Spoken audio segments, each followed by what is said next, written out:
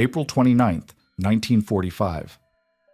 400 feet above the coral killing fields of Okinawa, Company B crests the Maida Escarpment into a wall of Japanese machine gun fire. 75 men cut down in minutes. One figure stays upright in the storm of bullets, the same soldier his own unit had mocked for refusing to touch a rifle.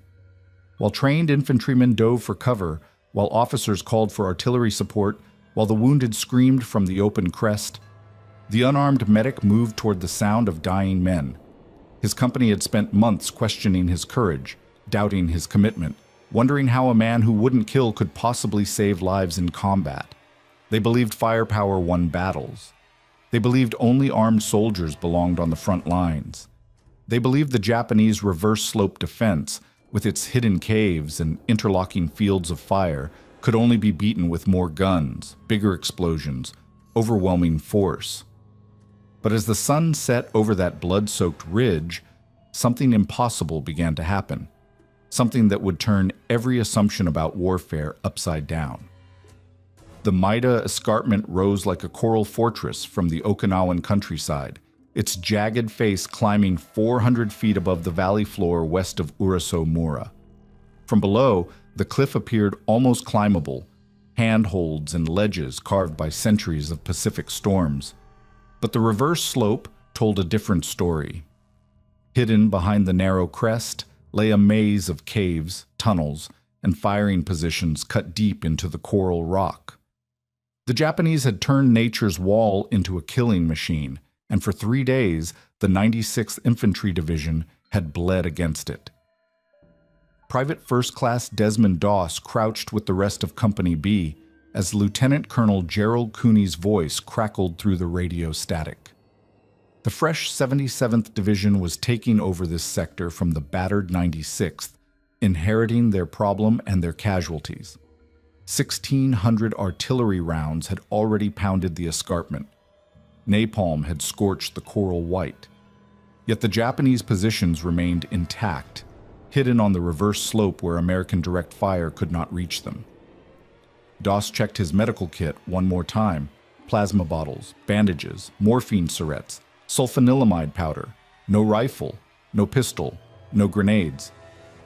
The other men in his squad had stopped making jokes about his empty hands weeks ago, but the tension remained.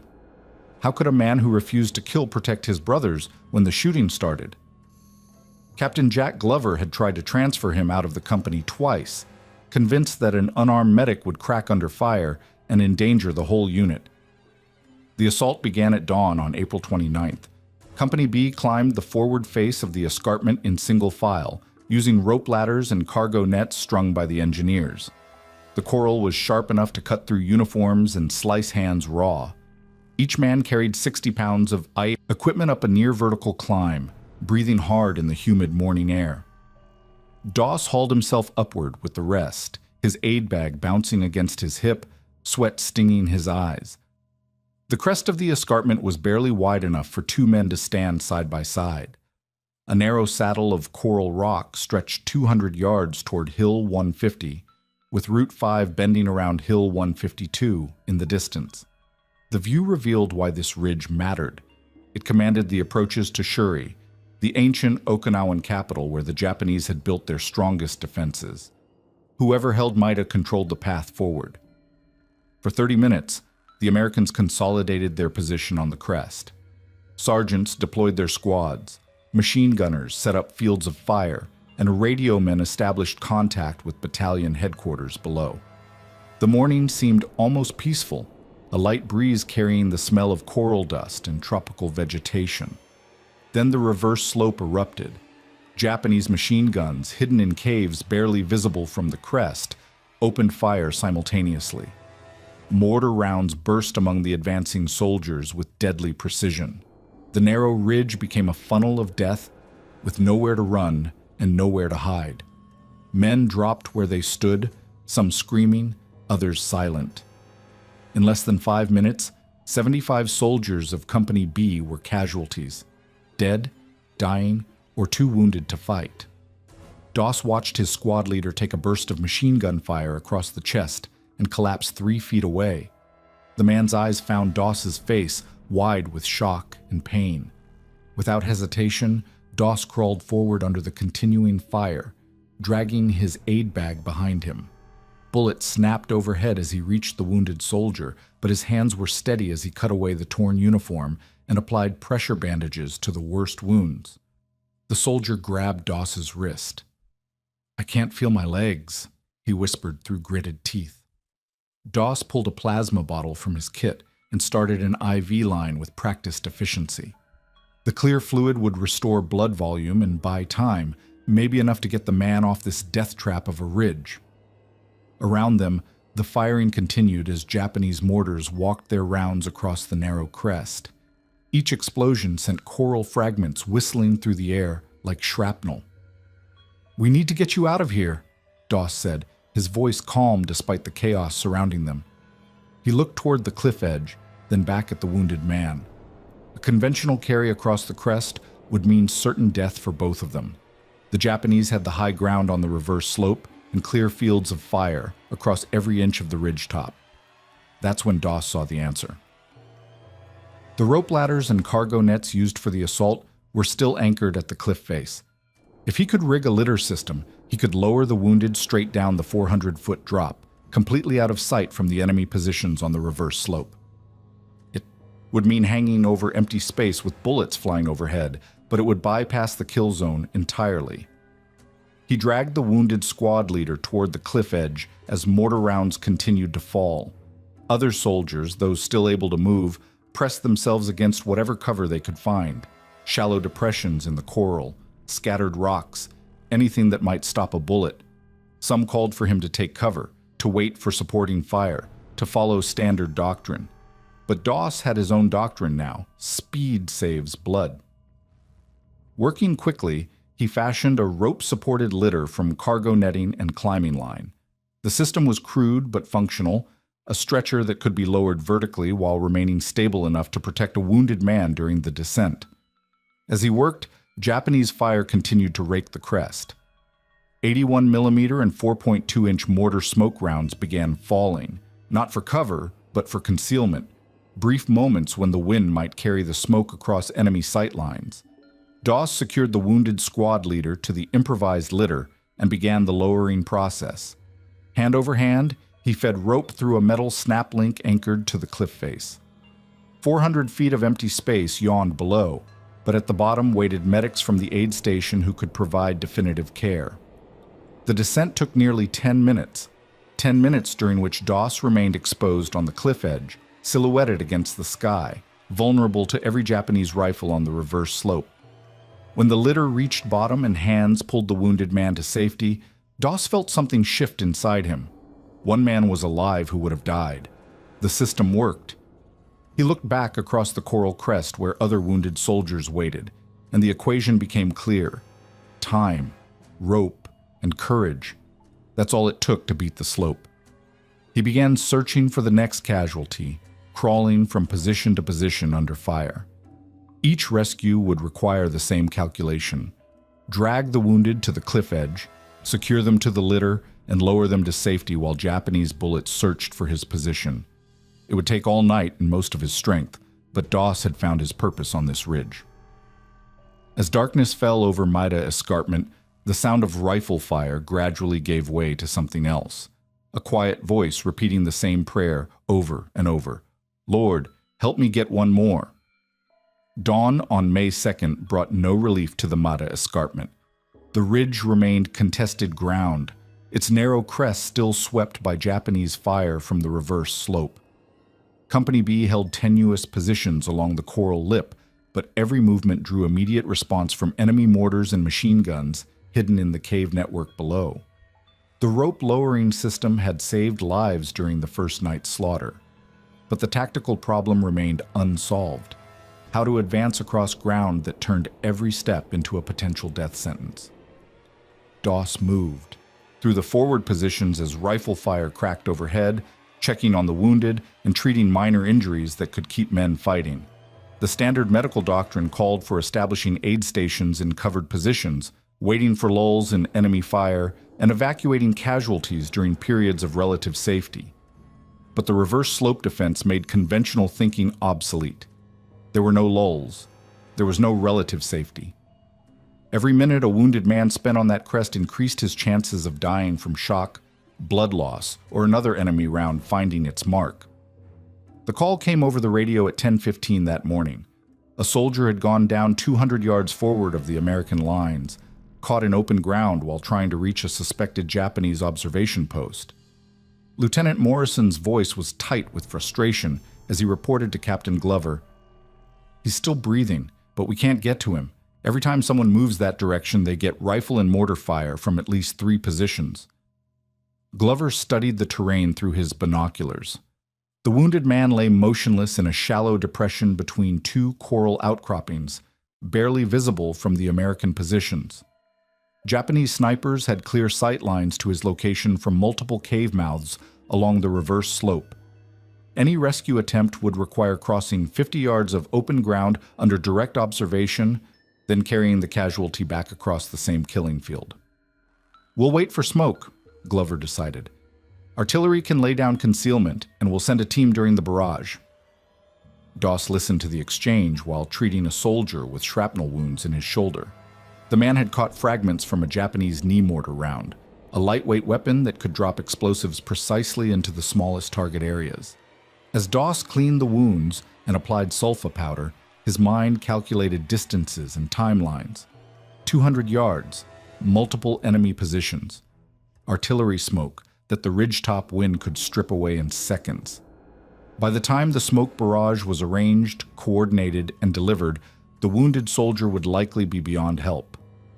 He finished bandaging the shrapnel victim and moved toward Captain Glover's position. "Sir, request permission to go forward and retrieve that casualty." Glover lowered his binoculars and stared at Doss. "Are you insane? That's a suicide run. We'll wait for proper support." "With respect, sir, he doesn't have time to wait." Doss pointed toward the distant figure. "He's been hit in the abdomen. I can see the blood pooling.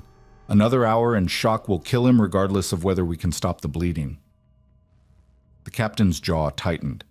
This was the same medic who had refused to carry a weapon, who had seemed more liability than asset just days earlier. Now he was volunteering for a mission that seasoned infantry veterans considered hopeless. "The answer's no, Doss. That's direct fire country, and you'd be alone out there." But Doss was already moving, crawling toward the forward edge of the American positions with his aid bag slung across his back. Glover's curse followed him over the coral, but no direct order came to stop. The unwritten rule of battlefield medicine applied. Medics went where wounded soldiers needed them, regardless of tactical convenience. The first 100 yards proved the most dangerous. Doss belly crawled across the broken coral, using every depression and rock outcropping for concealment. Japanese rifles cracked from the reverse slope, but the shooters were firing at movement glimpsed between cover rather than clear targets. Mortar rounds began falling as enemy observers tried to bracket his position, but the lightweight rounds lacked the explosive power to fragment coral into deadly shrapnel fields. When he reached the wounded soldier, Doss found exactly what he had expected, a through-and-through wound in the lower abdomen with significant internal bleeding.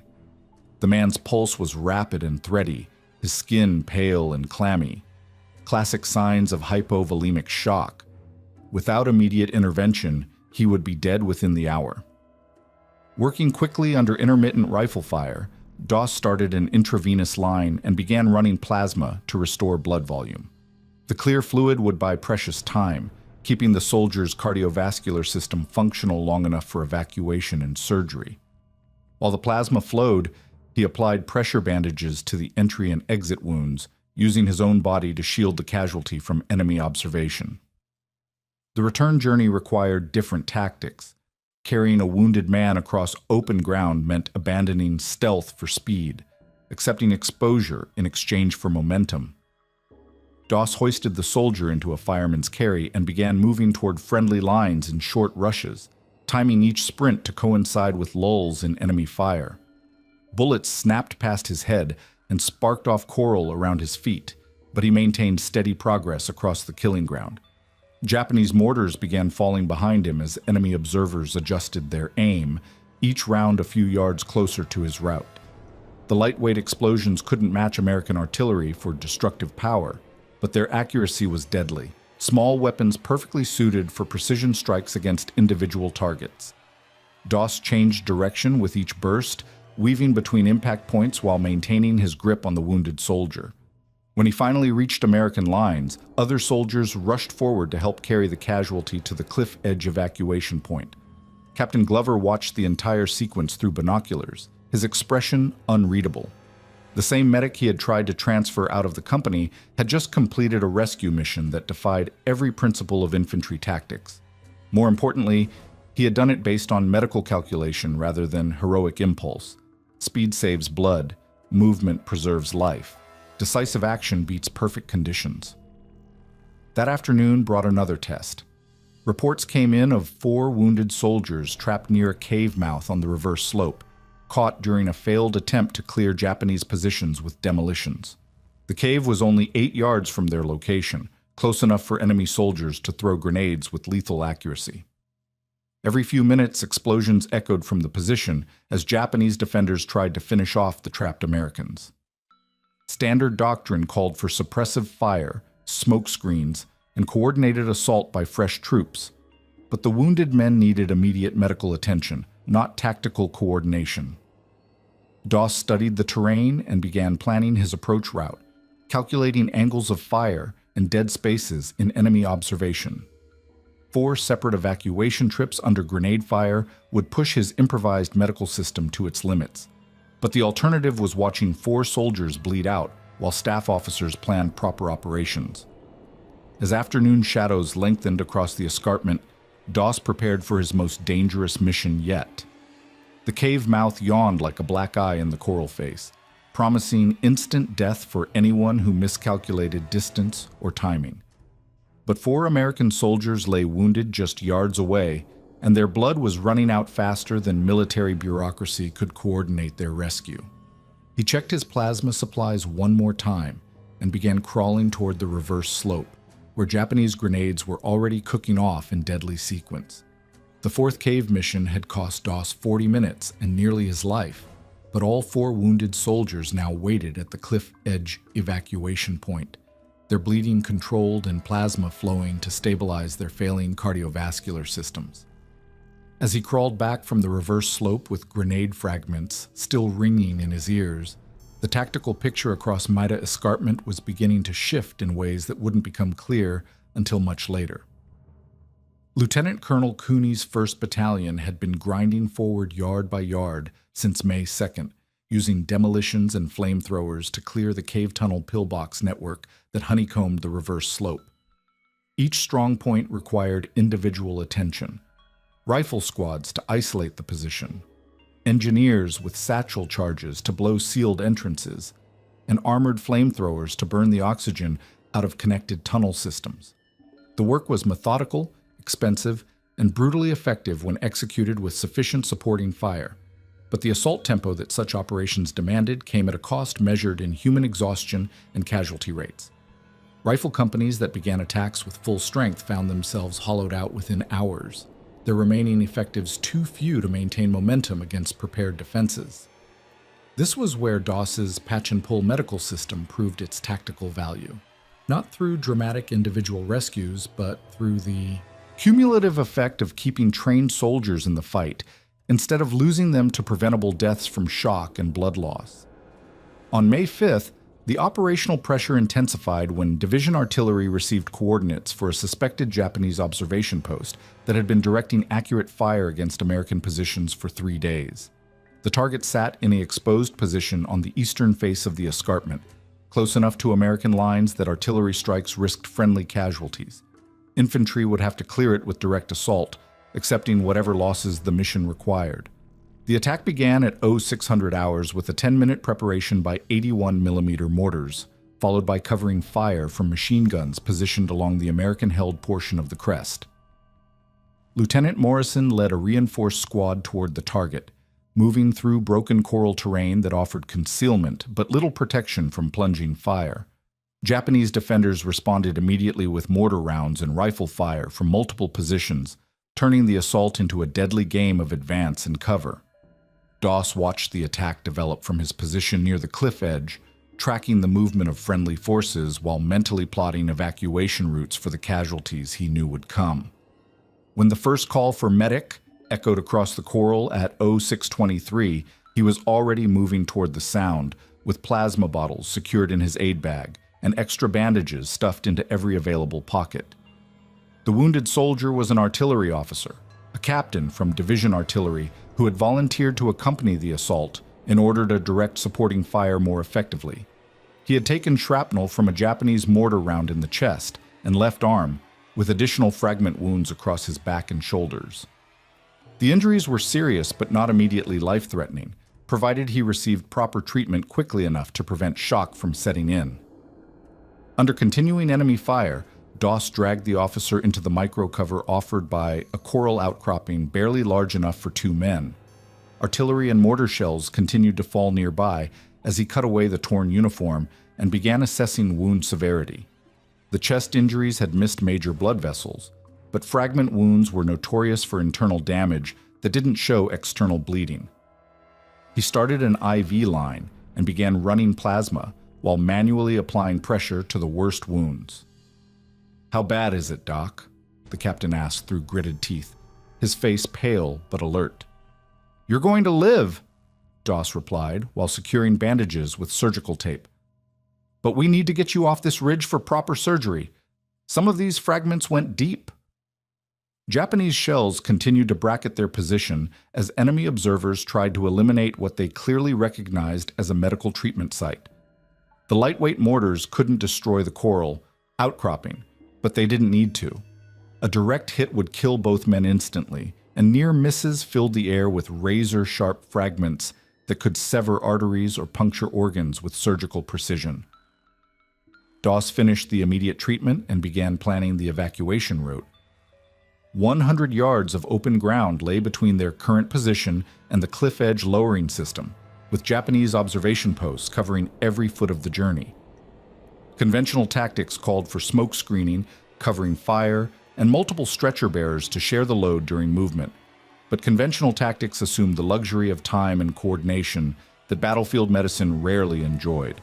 Instead, Doss applied the same principle that had guided his previous rescues: accept exposure in exchange for speed, trust momentum over concealment, and rely on enemy marksmanship limitations under battlefield conditions.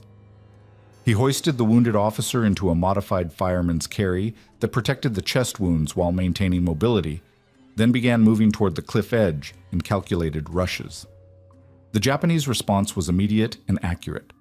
Rifle bullets snapped past his head and sparked off coral around his feet as snipers tracked his movement across the open ground. Mortar rounds began falling behind him in a deadly pattern, each explosion adjusted based on the previous impact point. Enemy observers had clearly identified his route and were walking their fire along his path with professional precision.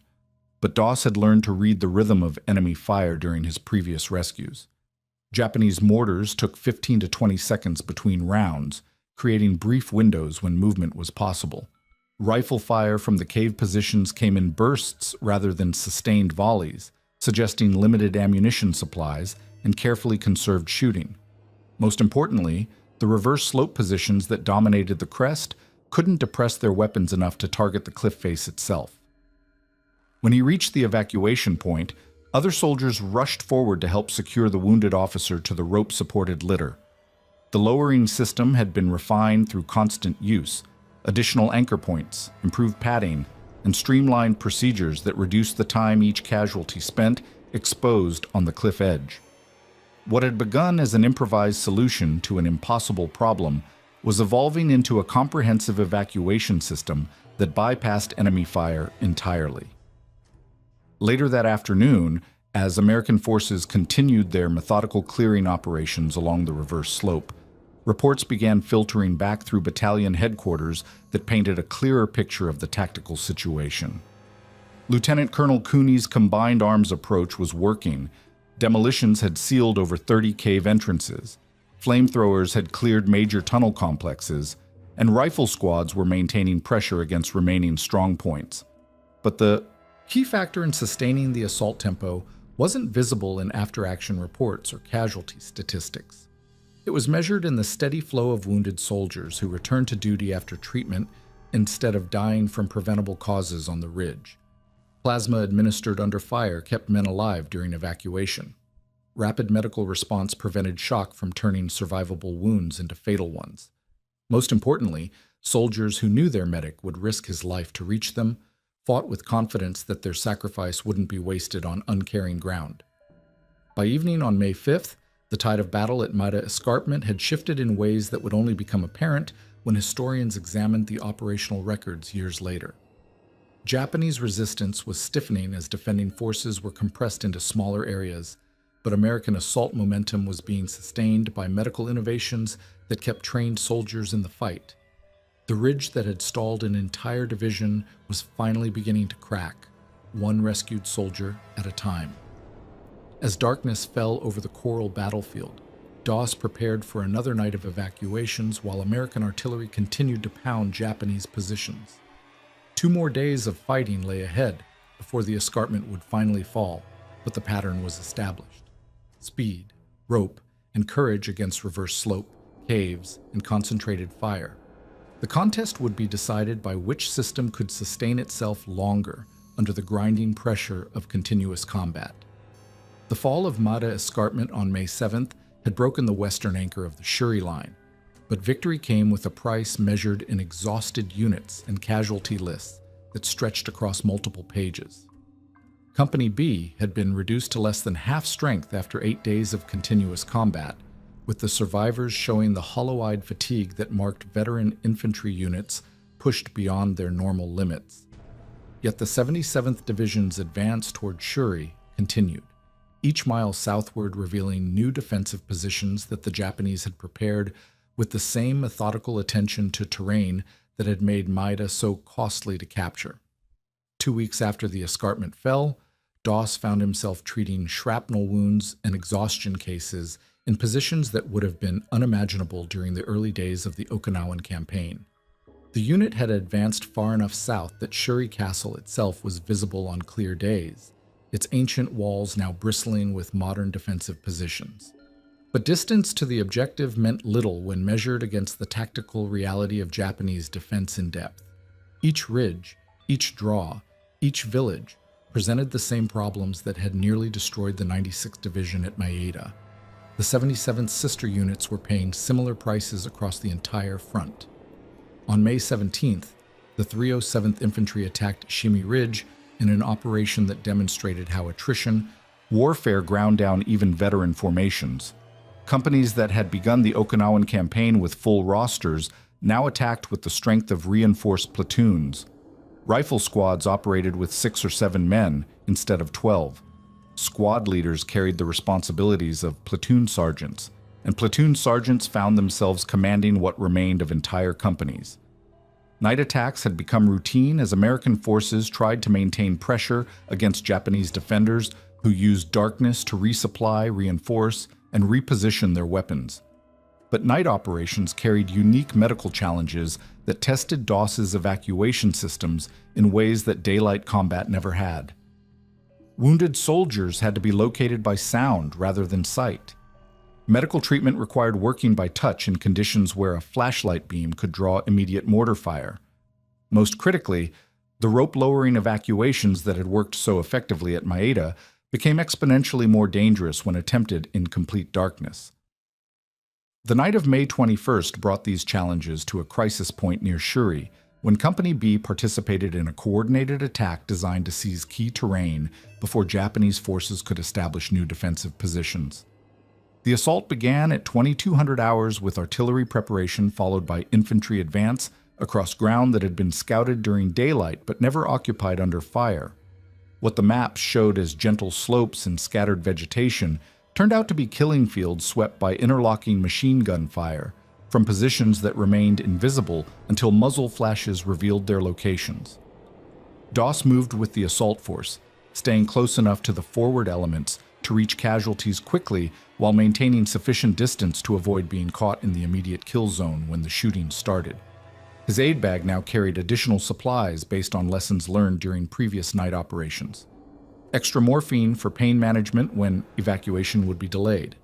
additional pressure bandages for wounds that couldn't be properly assessed in darkness, and plasma bottles pre-warmed against his body to prevent shock when administered to casualties lying on cold ground.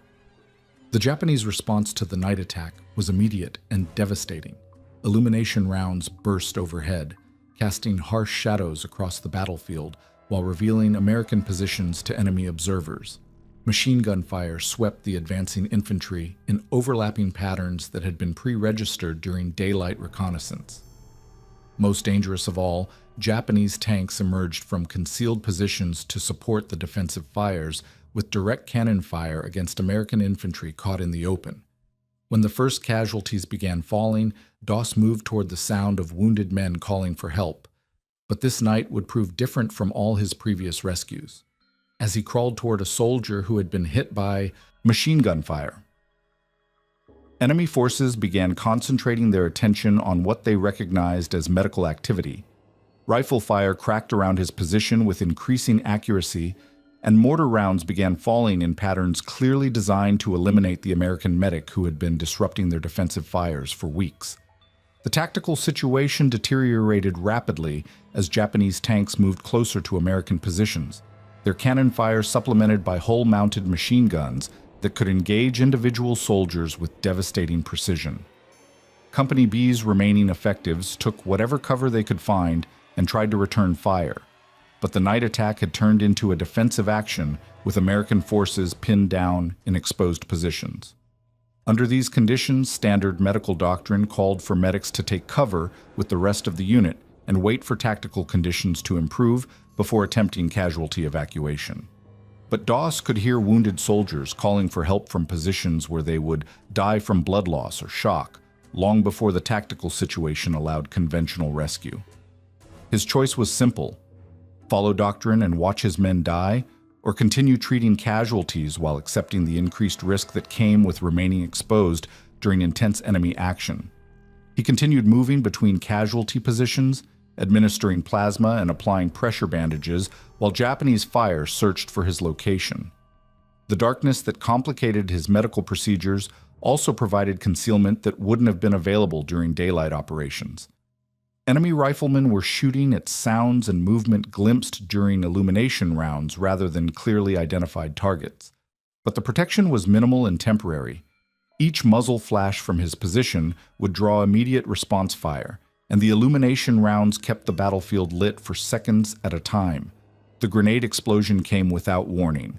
Doss was treating a soldier with abdominal wounds when the Japanese round detonated less than 10 feet away, filling the air with metal fragments that tore through his legs like invisible knives. The blast knocked him sideways and left his ears ringing, but his hands continued working automatically to maintain pressure on his patient's wounds, even as his own blood began pooling in the coral dust beneath him. Pain shot through both legs as he tried to shift position, and when he looked down in the brief glow of another illumination round, he could see the dark stains spreading across his uniform trousers. Fragment wounds in both legs, probably from the grenade's steel casing. His medical training cataloged the likely damage: muscle tears, possible bone chips, definite vascular involvement based on the bleeding pattern. But the wounded soldier beneath his hands needed immediate attention to survive the next few minutes. Working through his own pain, Doss finished stabilizing his patient and began crawling toward the next casualty position. His legs screamed with each movement, leaving a blood trail across the coral that would be visible when morning came. But wounded soldiers were calling for help from positions scattered across the battlefield, and his aid bag still contained plasma bottles and bandages that could mean the difference between life and death for men whose only crime had been following orders into this killing field. As he treated wound after wound while his own injuries worsened, Doss began to understand that this night would test more than his medical skills or physical courage. The Japanese had identified him as a primary target, and their fire was becoming more accurate with each rescue attempt. Soon he would face a choice that would define everything he believed about duty, sacrifice, and the value of human life in the middle of humanity's most destructive war. The grenade fragments in Doss's legs sent waves of pain through his body with each movement, but wounded soldiers continued calling for help from positions scattered across the night battlefield.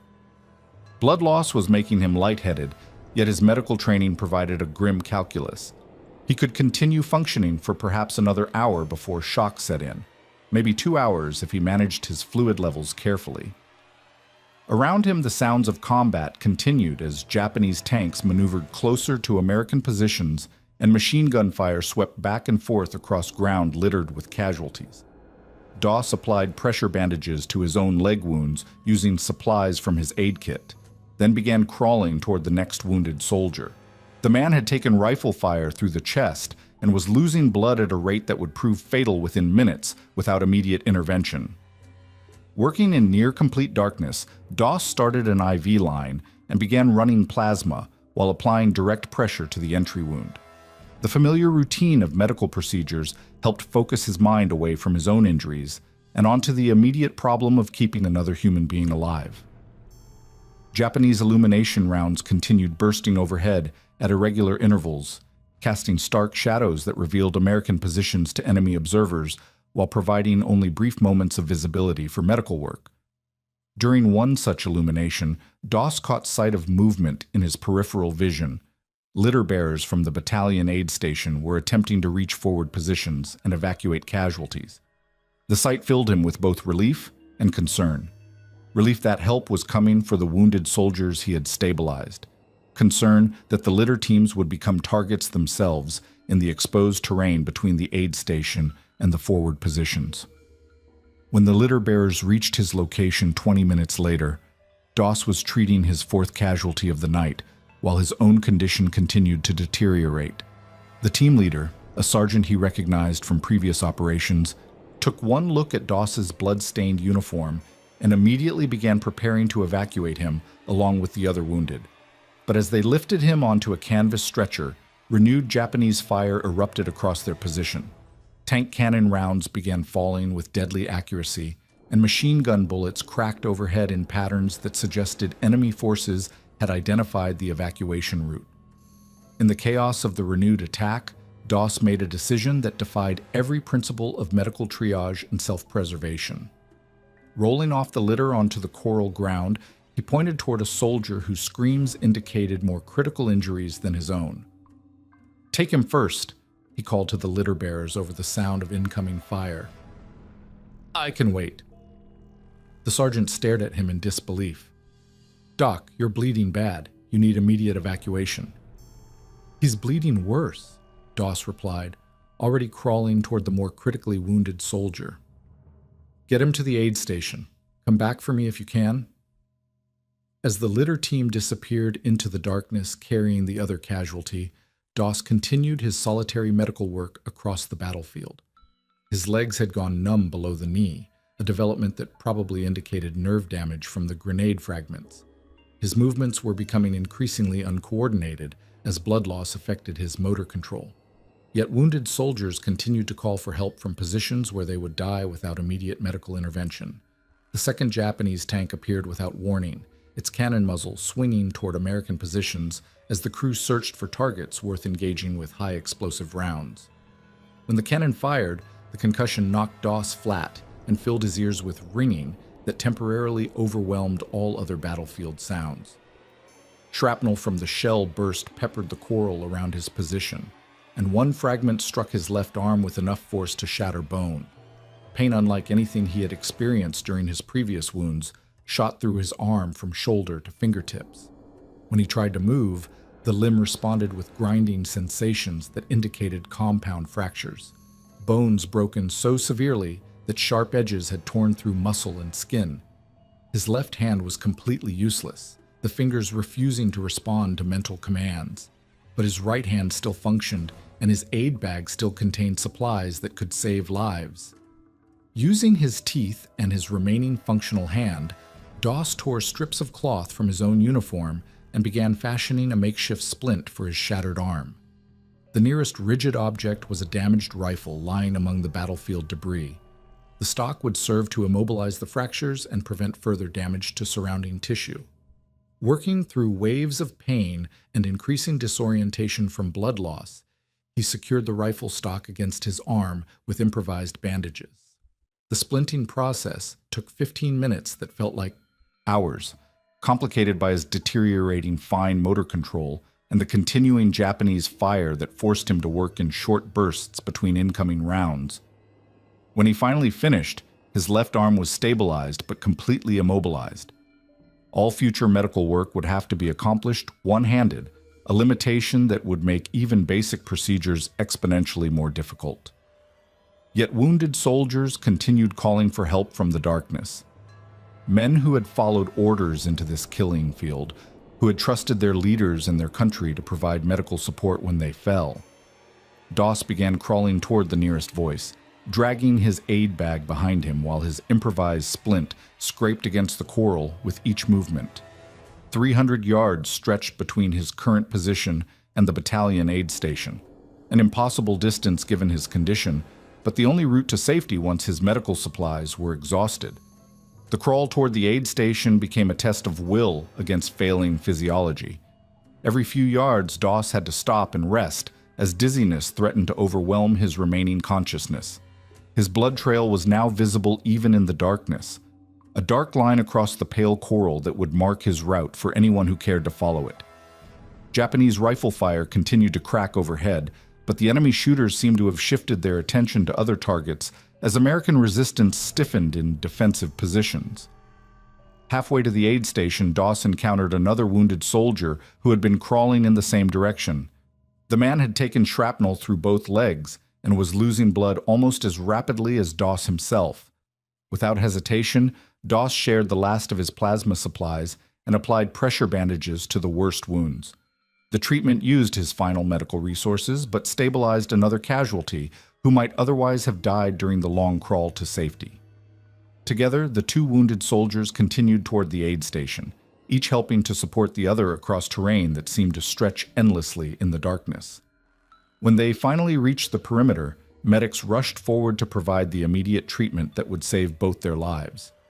As Doss was lifted onto a proper litter and carried toward the surgical tent, he could still hear wounded soldiers calling for help from the battlefield behind him.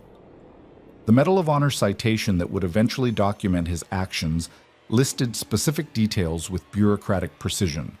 Dates from April 29th through May 21st, 1945, location near Urusoi Mura on Okinawa, multiple rescues under fire, rope-lowering evacuation system over a 400-foot cliff, 5 hours exposed on the ground while wounded, 300-yard crawl with a compound arm fracture splinted with a rifle stock. The official count credited him with saving approximately 75 lives through actions that redefined what medical courage meant in modern warfare. But the real measure of what happened on Hacksaw Ridge couldn't be captured in citations or casualty statistics.